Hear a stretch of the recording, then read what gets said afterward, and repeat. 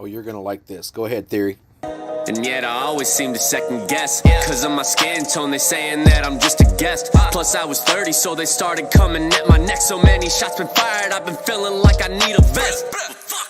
I'ma show them what I got, and all the ones who said I'd fail, I'll admit my shit is hot. And all the ones who came before me, I'ma see them at the top. Cause I ain't never gonna stop, now I ain't never gonna stop until I drop. Yep, I ain't never gonna stop until I drop. You know that. Welcome to another episode of Warrior Vetrepreneur Podcast. And by the way, I just made that trailer. This is the first time it's ever been aired, and I did it intentionally because this guy that I have as a guest today is the one who wrote that song. And though it's not the chorus or whatever it was that you called it, the hook, it's definitely goes on brand with what we have going on here because, as I said, this is Warrior Vetrepreneur Podcast, and this show is designed to inspire veterans to get out of their funk, get off the couch, and go be that badass that we all know that they were in service and still are now that they've transitioned out. Today, I have Th30ry's on here, who is the artist who made that song. We're gonna play another one here in a minute, but Th30ry's, how you doing today, buddy? I'm doing fantastic. I woke up today, so it's a blessed day. Yeah, always better above than below is what I always say. So yes, absolutely. But man, you know, first I'm gonna do something a little bit different today. But before we do that, we'll talk about it. But we're actually gonna see one of your music videos live on the show. But tell us why in your words, why your music is so special, and then we'll go into your story once we come back from the video. Basically, what makes it so special to me is just the idea that, you know, I was kind of a late bloomer when I started doing music. I was 30 when I started doing it, hence the number 30 in my artist name. And I got a lot of disrespect for it and a lot of hatred for it, and a lot of people said I was too old to start, and you know, I'm the wrong color skin, and I'm this and I'm that, and it was just something. But I've always loved hip-hop music, and I've always loved rap music, and it was just another challenge for me. And then once I started gaining a following, it started to buzz a little bit. So what makes it special is just showing people that no matter what kind of audience you get, no matter what kind of feedback you get, if you love something, you should go do it and chase after that dream, no matter what anybody says. Hey man, that's what entrepreneurship is all about. And that's why it's important that you're here, because we're going to showcase that. But we're going to go ahead and go into some backpack raps. And so it's a little bit different. You saw it in the intro. There's a little bit of profanity here. There was, and that's okay, because this is real authentic leadership with Victory Leadership Coaching and Warrior Vetrepreneur Podcast. So if that bothers you, then, you know, put it on mute for the next just over 2 minutes, but you're going to like this song, especially if you enjoy a little bit of hip hop. So stand by.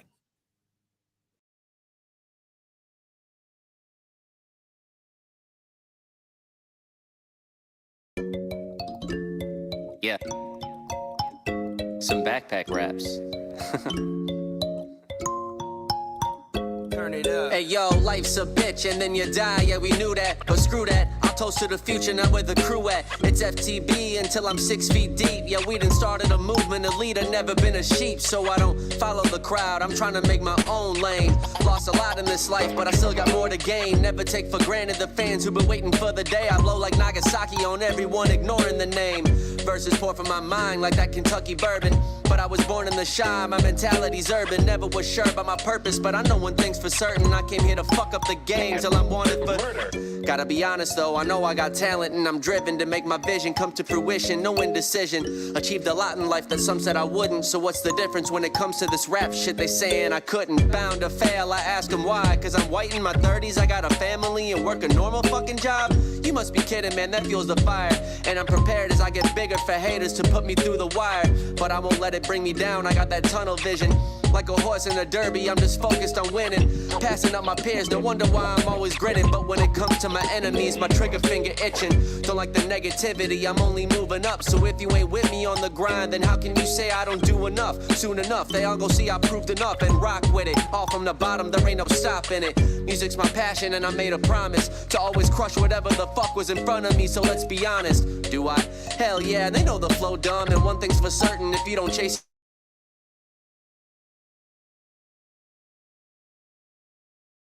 and some, make it a habit of smashing raps in my backpack like snack packs. I got my cat backwards, listening to Mac Miller. Got some Nikes on my feet, running them laps around my peers, but they too proud and cocky to admit defeat. But I ain't taking prisoners, they on my plate. It's time to eat, it's time to show them what I'm about, cause then they'll want a fucking feature. What a piece, that's cool though. I really can't blame them, they'd rather do a track with your boy, cause they won't be getting nowhere if they hate them. But in the end, I love this hip hop shit, so I'm gone, got a plane to catch. Kick rocks, bitch.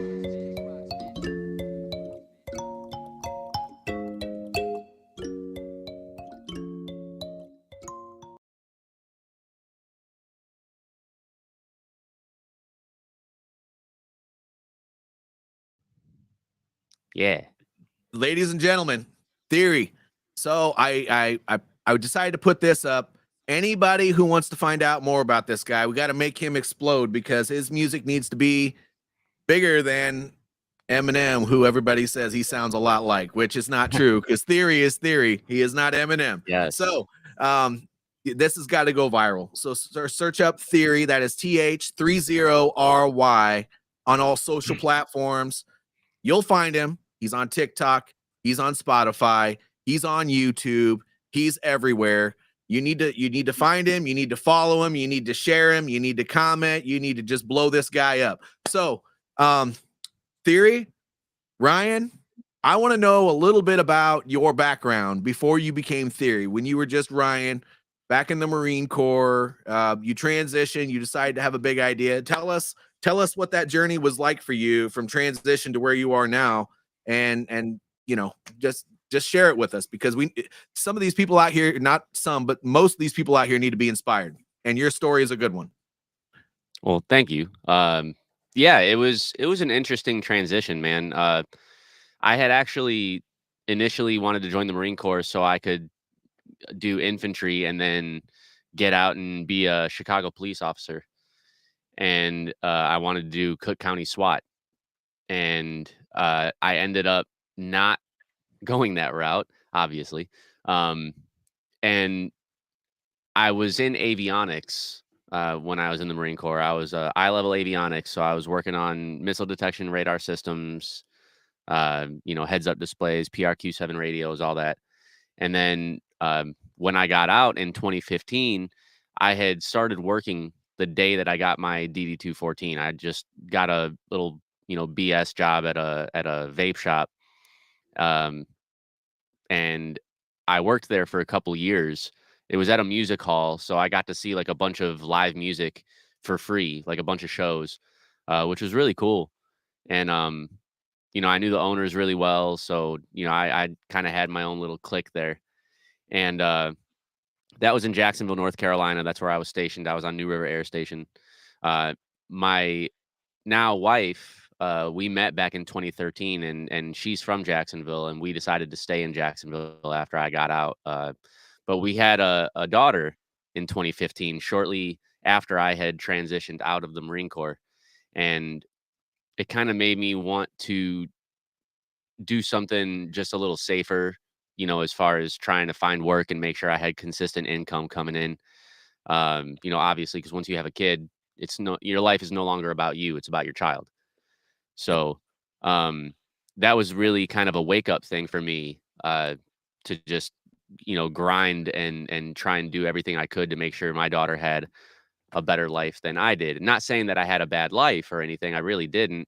Bad moments, of course, who doesn't have those, right? Everyone. Yep. I wasn't,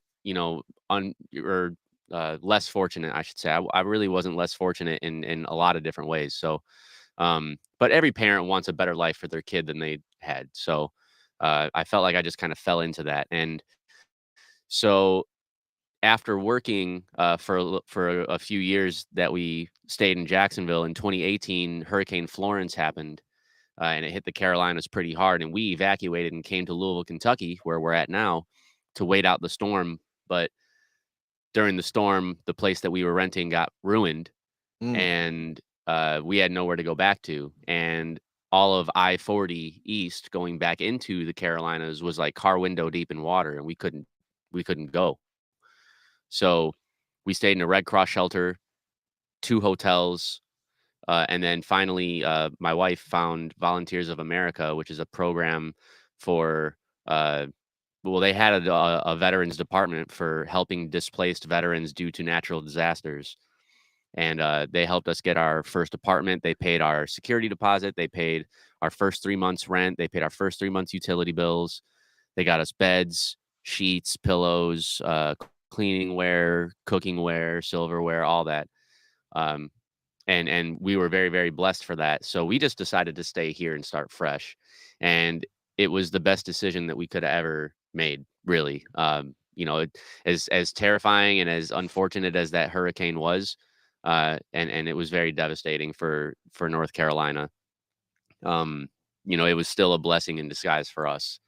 And shortly after we got into our first apartment, I had a real bad anxiety attack because my car had just been repossessed because I couldn't keep up with the payments because I was without work for a little bit.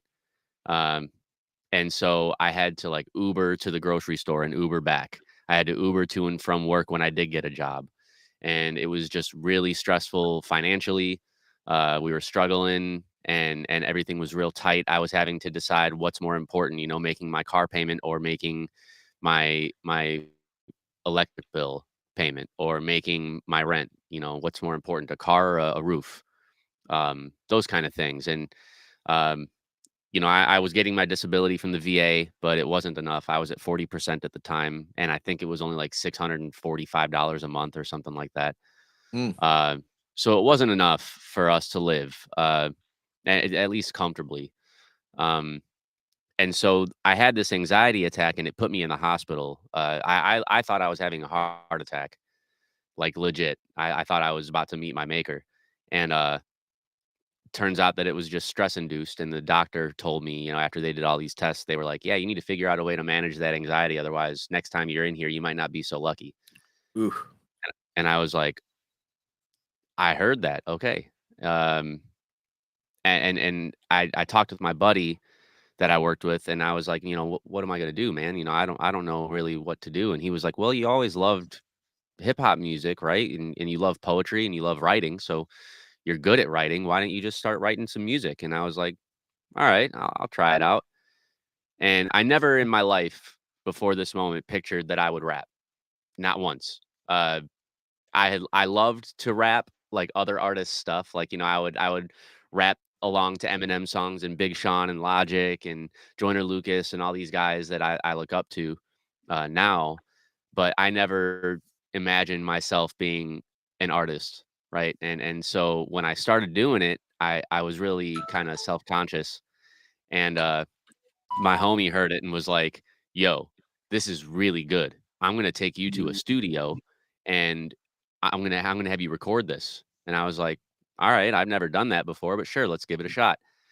And I got there and I recorded everything and I did a lot of it in one take, and the engineer was like blown away. Like he was like, most artists come in here and they do like 25 different takes, and you just did a 4.5-minute song in one take without messing up. And I was like, I don't know, man. I've never been to a studio in my life. Like, I don't know what I'm doing. And I just fell in love with it, man. And now, 6 years later, I'm in my own studio in a house that, my wife and I and our 2 kids, I have a 15-year-old stepdaughter and a 9-year-old daughter. And I mean, the stepdaughter, I've known her since she was 4, and she's never met her dad, and we get to connect a lot because I've never met my dad either. So I'm her father. I always say, she's my stepdaughter, but she's my daughter. So the music thing was just kind of something that I knew and had a feeling about. Like, it wasn't anything that, like, I had done basketball when I was younger, and I was like, I'm going to be a pro. I'm going to go to college and play NCAA ball, and I'm going to become, an NBA star and this and that. And that didn't work out. And then I was skateboarding, and I was like, I'm going to tour the world and go skateboarding and make all this money, and I'm going to do this. And that didn't work out. And then I was like, I'm going to join the Marine Corps, and I'm going to do 20 years. And then I was 5 in, and I'm like, fuck this. And and I loved my time in the Marine Corps. I miss it terribly, but after I had my daughter, I was like, I think it's time for me to back out and focus on family. I've always been a family first person, so military lifestyle is not easy for families. No. So all that being said, I was like, the music was aside from all those dreams that I had and all those ambitions and goals, this felt different. Like, I felt this one in my core. And I was like, I love to do it. I feel like I can impact people. Um, and I can, hopefully, make some kind of change in the world, whether it be small or big, and just help people that are kind of struggling with the same kind of mental stress and anxiety and depression and things like that I was having. And music had gotten me through a lot of those tough times, if not all of them. So it's just been that way since. And I'm recording myself. I engineer myself. I sometimes produce my own instrumentals. I'm getting into that more. I just graduated with a degree from Full Sail University for audio engineering. And I mean, I'm going towards the bachelor's in music production. So I'm really trying to take this seriously because I love it. And it's just something I'm passionate about. And I want to share that passion with the world and hope it impacts people the way it did me. And by the way, he's being humble. If you look behind him, it doesn't show all of it, but he actually, and I'm not saying he's Dr. Dre, but this guy has a studio in his house. And so he produces music. He makes beats for other people. He makes music for other people. He's like a full scale music artist. And so don't get it twisted. He doesn't just go out there and stand in front of a microphone and spit some rhymes. He actually produces music full scale. So he does all of the things, but I've never had a music artist on here, and this is entrepreneurship just like anything else is. And so I would say there are probably some things about being a music artist and an entrepreneur that are a little bit different. If you wouldn't mind sharing some of that journey and what things, if somebody was to want to consider being a music artist, what types of things should they consider, or maybe a best practice or a hurdle that you had to overcome that maybe you didn't expect in the very beginning? Yeah. Well, I will go ahead and preface this. It is a very difficult and saturated industry to get into for music. A lot of people do it, and you never really notice it until you become an artist and you start promoting your stuff and marketing your stuff on social media, and then you really realize how many people are doing it. And it's just wild. So I mean, I started an LLC from the bottom. I started it back in 2019 when I first started doing music, and I did it to look more professional, right? And that way I had this envisioned, in my head where it was like, I'm going to have this LLC, I'm going to get booked for all these shows, and I'm going to be able to have them cut the checks to my LLC, and I'm going to start this big business for myself and have myself, because as an artist, as an independent artist especially, you are a business. Like, you are the business, you are the company, you are the face of everything. So I wanted to have something tucked away for just business, and separate that. So starting the LLC was easy. It took $40 and some paperwork. Right. That's always the easiest part. Yeah. And basically I got it trademarked because I knew that eventually at some point in my career, as I started to take it more serious and as I started to gain a little bit more of a following and get a buzz, that I'd be doing shows out of state, and I have been. And I'm glad that I had the LLC trademarked for that purpose. That was a lot more expensive than the LLC. It cost me just shy of $2,000 to do that. And that was just for the name. I didn't even get the logo trademarked or anything yet. That's coming later. But I had a friend of mine make me like a one of one logo. So like nobody can take that logo.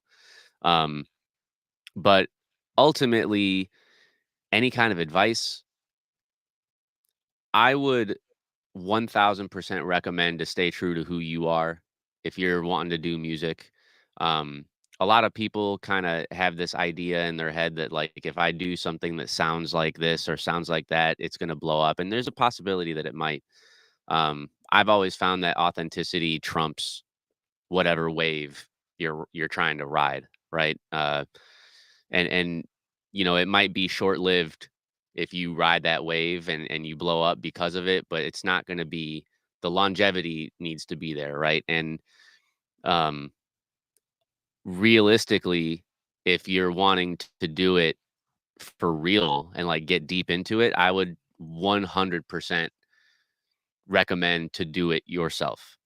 Um, Unless the numbers are right with a record deal or anything like that, uh, a lot of the times you end up in a ton of debt and you got to pay it back because the record labels, they'll flash a bunch of money at you and be like, hey, we'll give you $500,000, we'll give you $1 million or a couple $1 million to sign a 2-album deal with us for, you know, 4 years or whatever it may be. uh, and then you get that, you know, let's say $2 million, you're in the whole $2 million. That's not just because they like you. That's because they are giving you that $2 million and you got to pay for your engineering. You got to pay for your production, for your beats. You got to pay for your own tours, your merchandise. You got to pay for your studio time. There's so much that goes into it. So if you have the ability or the desire to really want to make music work, I recommend staying independent if you can. It kind of depends because, you know, if you don't have a budget and somebody's providing you with a budget that works, you know, just make sure you're not screwing yourself, obviously. But for someone like me, I didn't have very much money, and I went to a website called Sweetwater, and I got all of my music equipment through there. Even the stuff that I have now, I've upgraded my equipment tenfold since I've started. But I spent like $700 on a home studio system, and I bought a MacBook, uh, and basically I just recorded on that. I had bottom of the barrel stuff. I bought a bunch of plugins to kind of enhance my vocals. I watched a atomic fuck ton of YouTube tutorials, and I had good friends that knew what they were doing that I would meet throughout the time that I was doing shows and whatnot, just local shows. And they knew how to, you know, engineer and record and mix. So I learned from them too, and that combined with the YouTube videos, and I don't have to pay for studio time now, right? I can come out to my shed that's in my backyard, which is where I'm at right now, and I can turn on my microphone, turn on my speakers, my computer. I have an iMac now that I'm on right now, the big Mac computer, and I can turn on my interface and I can record whatever I want, and I can mix it, I can master it, and I can upload it to my distributor and put the song out next week if I wanted to. Sweet. So I mean, I don't pay for studio time. I don't pay for engineers to mix my vocals. I don't pay for engineers to master my vocals. The only thing I might pay for is for a beat that I find from a producer. But luckily, I also kind of throughout my networking over the years have found a bunch of producers who sometimes hook me up with some random beats. Shout out to my homie Kendrick Tartar, or Trill Phil. He's an incredible artist, but he's also an incredible producer. He just gave me like 6 or 7 free beats, and he's like, "You can have them. Just give me my producer credits." I was like, "Cool." Heck yeah. So that kind of stuff, man. Uh, that all comes with just being authentically and unapologetically you. And as you meet people and you network, if you're yourself and you're, you know, truly who you want to be and who you are, and you're not trying to be somebody that you're not, people will resonate with that. And I feel like that does a better job at making good impressions on other artists and other people, you know, engineers and producers and whatnot. And you'll get a lot further with that. So um, that would be my advice. And Well, lastly, just stick to it, because it's going to have ups and downs, just like any other business. And entrepreneurship is a risk in itself, and you know that. yeah. Um, so I mean, stick to it. If it's really something that you're passionate about, stick to it. It's going to get crappy for a while. You're going to have a lot of ups and downs. It's going to be a roller coaster. But if you're passionate and you love it, then you do it for the right reasons, and you'll be all right. You know, I think the advice that you just gave it's more than just business advice. I think that's, you know, I give that same advice to people when they are working in a job, when they are leading a team, when they Yeah. are showing up in public, whether they're networking for their business or trying to be there for their kids at a school function, or even showing up in your household for your family. Being true and authentic is extremely important. And if you're that way, you're going to have a lot more buy-in. And if you're not that way, I'll be honest, people can sniff that BS out from a mile away. And Oh, you know, you'll still have some people that'll have some interest just because they may like what you're doing. But for the most part, gaining that buy-in, if you're not authentic, is going to be 10 times more difficult. And some people think that they have to make themselves sound like somebody that they're not, when they're, yeah. especially when they're going into a business, just to, maybe they have confidence issues or whatever the case may be. But if you push past those confidence issues and you go out there as yourself, as you become more confident in what you're doing, you don't have to change back to yourself at a later time, because what it does is it confuses your audience. Yeah. Yeah. And luckily for me, like, I'm a social butterfly. So I love meeting new people. It's really easy for me to make friends. It's really easy for me to get along with people. I'm kind of like a chameleon, right? I can adapt to 95% of situations that are around me. Um, but I think along with that social butterfly side to my personality, sorry if you guys hear a loud thing right now. My neighbor is apparently cutting his grass. Oh, you don't hear anything? Okay, good. Nothing at all. Okay, cool. I did soundproof the studio with soundproofing insulation, so I'm just not really sure how effective that is with outside sounds. Right. But good to know. So, um, you know, with that social butterfly side of my personality, I really kind of feel like that helps me more than it hurts me when I'm networking. Um, and staying true to myself and staying unapologetically me. You know, whether or not, just like my shirt says, right? F your feelings, right? Like, if you don't like me, you don't like me, and that's okay with me. I'm not going to lose sleep over it. But I always tell my wife, you know, you could put me in a room with 50 people, and 49 of them are going to come out with my phone number, and I'm going to come out with their phone numbers, and we're all going to get along. And then there's going to be that one person that thinks I'm an asshole, and that's okay. But the reality behind it is, when you have that authenticity and you have that originality, which is hard to find in the music industry now, um, you know, it makes it easier for people to want to network with you. You know, I wouldn't have gotten some of the free beats from a lot of these producers that I know personally, and I wouldn't have gotten free studio sessions with friends of mine who had recording studios in their house, you know, if I was a complete prick. You know what I mean? And so that side of my personality, where I'm real kind, I'm real patient, I'm polite, and I'm respectful, that goes a long way.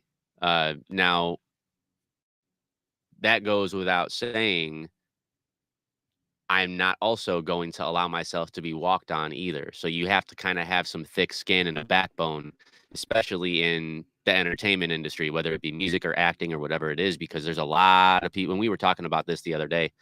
You know, there's a lot of hatred that goes around, and you've got to learn to navigate through that and do it tactfully. Otherwise, it's going to be your downfall, because you're just going to let it all get to you, and you can't do that, especially with music, because it's going to reflect in your art and people are going to sense it, and you're going to lose a lot of fans and followers that way. Well, so, I mean, man, I think that there could be many reasons why somebody would want to reach out to you. But if somebody was looking for potential mentorship in the music industry, or if they needed a beat, or if they wanted to do some sort of a collaboration, how would they reach out to you? I mean, any social media platform, I'm on, Facebook. I have two pages, three technically, if you count my From the Bottom page. But you can look up my first last name. You can look up Theory, and you can send me a direct message that way. I'm on Instagram, Theory_official, and you can DM that. I respond to most of the messages that I get. Sometimes I'll get those random messages that are like, "Hey man, do you think that you could give me a free, month of beats if you give me one beat a week?" And I just don't respond to that, because that's not how you approach somebody with business, right? Like, No. and I'm not saying this would work, so don't do this.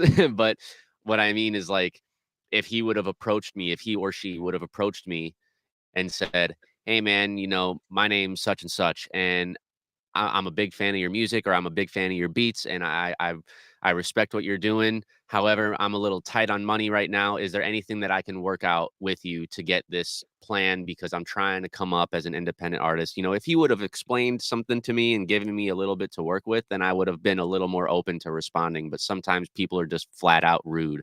Yeah. And, so just approach as you would anybody, right? I ask for the same respect Yep. that I would give you. So, Yeah, we're all people. but We yeah, don't want really to anything. we don't want to be sold or undercut right off the bat. We just want to have genuine conversations, and that's how I do business, even on social media as well. And I think anybody prefers that. If somebody comes to me with a sale, I block them. But anyway, Yeah. Yeah, So I'll get free features, like, "Hey, let me get a feature. How much do you charge for a feature?" And then I'll tell them, like, I charge X amount of dollars for a 16-bar verse, this amount of dollars for a 32-bar verse, this amount of dollars for a beat, this amount of dollars for a hook. And then they'll be like, "That's too much." And I'm just like, "Well, I apologize that you feel that way, but time is money. I do it all myself. yep, And if I'm going to take the time to do something for you, and take the time to write the lyrics, and to get in my studio and record it, and use my own equipment and my own programs and everything, and I'm going to just send you this verse, I expect to be paid accordingly." yeah, And yeah. some people don't like it, but it is That's what it is. business, If you don't man. like it, that sucks. That's Somebody else will love it and be like, "That's actually really cheap." I've gotten that too. yep, I'm not a huge artist where I'm like, you know, worldwide known with like hundreds of millions of followers right now. Hopefully it gets to that point one day, but like I'm not at that stage right now, and I'm not gonna undercut myself, but I'm also not gonna be like, "Give me $10,000 for a verse," because right. that's just not realistic. Sure. Well, and then the final question I have, and though you've already talked about this in entrepreneurship, this is a veteran-focused podcast. So I have to ask, if a veteran is stuck, what's one piece of advice you could give to that veteran who is stuck during their transition, or during a transitional phase in their life? Mm. Because obviously I would you've have, had some transitions. yeah. Oh, for sure. My best advice would be communicate, right?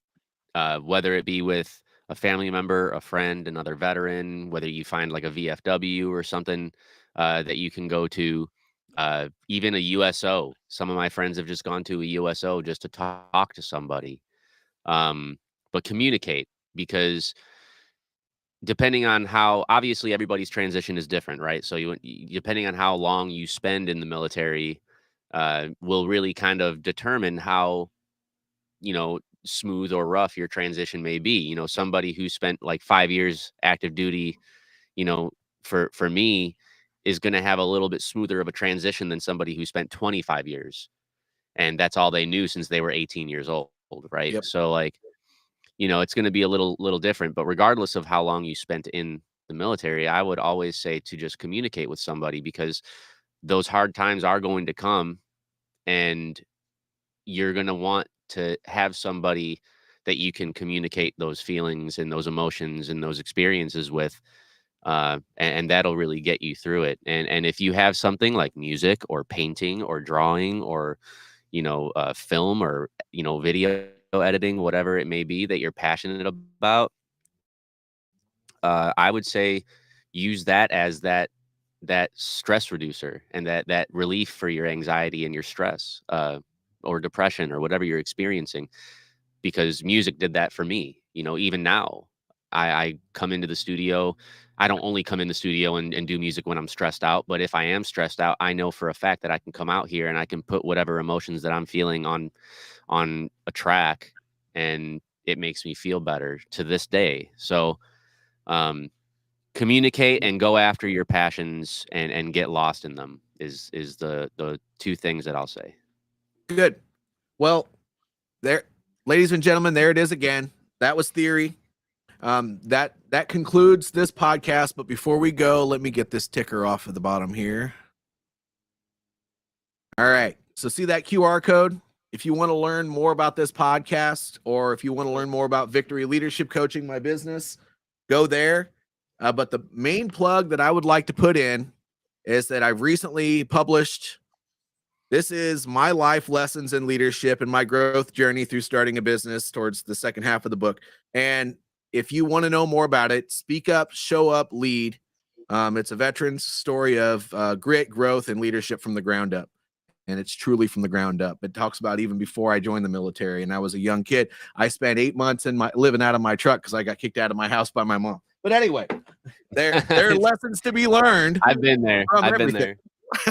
Good Lord. Well, I lived in an apartment before I joined the Marines. I lived in an apartment with a friend's mom and her boyfriend. Come to find out that the boyfriend was pimping her out. Oh gosh. Yeah, and I told my mom that, and she was like, "You need to come back home. Like, I don't want you staying there." I was like 17. So, as bad as you think it might be here, or maybe I think you are, I would rather you not be there. Yeah. I was paying like $100 a month in rent, and like in Chicago, you will never find that. So it's like, I thought I was living on top of the world. Yeah. Oh man. So, and I want a copy of that book, by the way. What's that? I want a copy of that book. I would love to read it. Yeah, we can make it happen. I'll send you the link, or maybe if I can figure out how to do it, I'll send it to you as a gift. But okay, Ryan, thank you for being on the podcast. Thank you for sharing your story. Again, reach out to him if you want to know more about this podcast, my business, or my. I have a few publications out there. Look it up at the QR code on the screen. Otherwise, that concludes this episode of a Warrior Vetrepreneur Podcast, and we will see you next time.